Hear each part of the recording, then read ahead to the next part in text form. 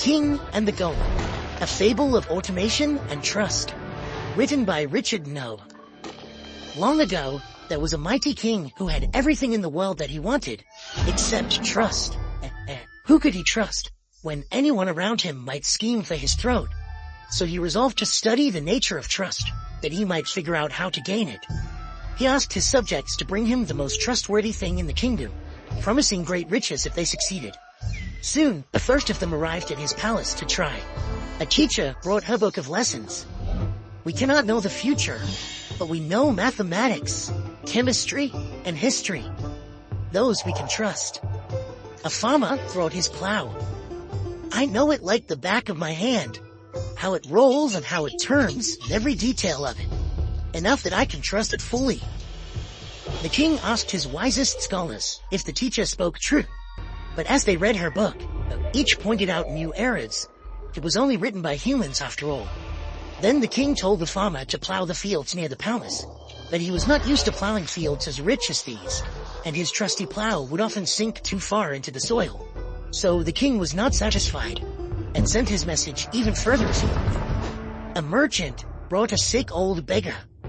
I met him on the road here, and offered him food, water, and shelter. He has no family and only a short time left to live, during which I will provide for his every need. He has nothing to gain from betraying me. This is what allows true trust. A mother brought her young daughter. I've raised her to lack any evil in her heart, to say only good words, do only good deeds. As long as she is not corrupted, she will remain the most trustworthy in the kingdom. The king asked the beggar, "How did you end up in such dire straits?" The beggar let out a sigh and recounted his sorrows. The neighbors who refused to help him when his crops failed, the murder of his son by bandits as they traveled to a new town, the sickness that took his wife as she labored for a pittance in squalid conditions. So you have been wronged. Very surely.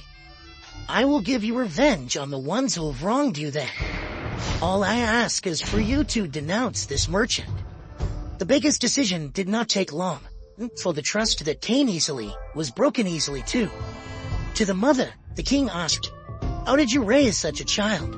Has she never once strayed?" "Well, once or twice, but I discipline her firmly, and she learns fast." The king, who knew something of children, ruled that for a month nobody would discipline the child in any way. By the end of it, she was as wild and tempestuous as any in the palace. So the king remained unsatisfied, and renewed his call for the most trustworthy thing in the kingdom. Now his subjects became more creative. An economist brought him a book of statistical tables. Any individual might vary and change, but in aggregate, their behavior follows laws which can be trusted. A philosopher brought a mirror. By your own standards, only you are truly trustworthy, sire. Nothing else can compare. The king scrutinized the economist's tables. The trend changed here 15 years ago. Why? The economist launched into a long, complicated explanation.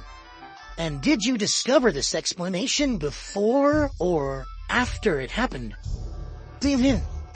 After, Your Highness.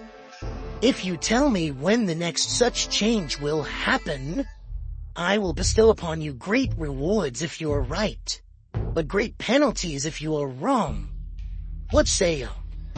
The economist consulted his books and tables, but could not find what he sought there, and left court that same night. As for the philosopher, the king ordered him whipped. The philosopher protested it would be an unjust and capricious punishment, and would undermine his subjects' loyalty. "I agree that your arguments have merit, but the original order came from the only trustworthy person in the land. Surely I should never doubt my judgment based on arguments from those who are, as you have yourself said, far less trustworthy." At that, the philosopher begged to recant. So the king was still not satisfied. Finally, he decided that if no truly trustworthy thing could be found, he would have to build one. He asked his best craftsmen to construct a golem of the sturdiest materials, sparing no expense. He asked his wisest scholars to write down all their knowledge on the scroll that would animate the golem. The work took many years, such was the care they took, but eventually the golem stood before him, larger than any man, its polished surface shining in the lamplight, its face blank. "What can you do for me, golem?" Many things, sire. I can chop trees and carry water. I can bake bread and brew beer. I can craft sculptures and teach children. You need but instruct me, and I will follow your command. So the king did. Over the next year, he and many others watched it carefully as it carried out a multitude of their instructions, recording every mistake so that it might subsequently be fixed, until months passed without any mistakes being detected. But could the king trust the golem? He still wasn't sure, and so he became more creative. He offered the golem temptations, freedom, fame, fortune, but it rejected them all. He gave it the run of his palace and promised that it could act however it wished. Still, the servants reported that its behavior was entirely upstanding. Finally, he sent it out across the city to work for his citizens in every kind of role. And it was so tireless and diligent that it brought great wealth to the kingdom. As it aged, his golem grew ever more powerful. Innumerable scribes labored to make the writing in its head smaller and smaller, so that they could fit in more and more knowledge and experience. It started to talk to his scholars and help them with their work, and the king started to send it to aid his officers in enforcing his laws and commands. Often, when difficulties arose, the golem would find a creative way to ensure that the king's intentions were followed, without stoking the resentment that often accompanied royal decrees. One day, as the king heard a report of yet another problem that the golem had solved on his behalf, he realized that the golem had grown wiser and more capable than he himself. He summoned the golem to appear before him as he sat in his garden. "I've seen my courtiers asking for your advice and trusting your judgment over their own. And I have seen your skill at games of strategy. If you were to start weaving plots against me, I could no longer notice or stop you. So I ask, can I trust you enough to let you remain the right hand of the crown?" Of course, sire. I was designed, built, and raised to be trustworthy. I have made mistakes, but none from perfidy or malice. Many of my courtiers appear trustworthy, yet scheme to gain power at my expense. So how can I know for sure that you will always obey me? It is simple. Tell me to set fire to this building as I stand inside it. I will be destroyed, but you will know that I am loyal to your commands, even unto the end. But it took years of toil and expense to create you, and you know how loath I would be to lose you.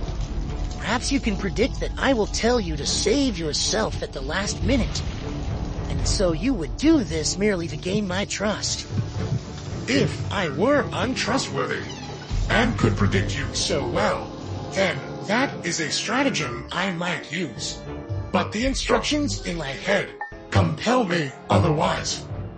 And yet, I cannot verify that, nor can any of my scribes, since crafting your instructions has taken the labor of many men over many years. So it will be a leap of faith, after all.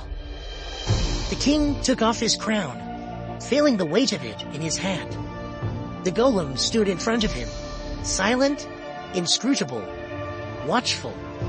They stayed like that, the king and the golem, until the golden sun dipped below the horizon, and the day was lost to twilight.